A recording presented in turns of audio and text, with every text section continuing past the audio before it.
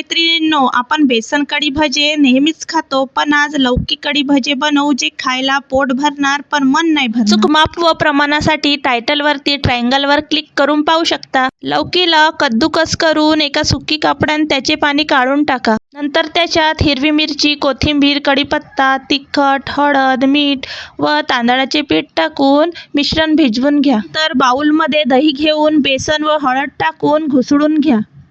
नंतर तेलामध्ये मोहरी, जिरा, लसूण, मिरची व कढीपत्ता टाकून घुसळलेले दही टाका. आवश्यकतेनुसार पाणी व मीठ टाकून कोथिंबीर टाकून कढी तयार. तर कढईतल्या तेलात लौकीच्या मिश्रणाचे भजे टाकायचे. उलटून पलटून शिजल्यानंतर त्याला खरपूस होईपर्यंत तळून काढून टाकायचे.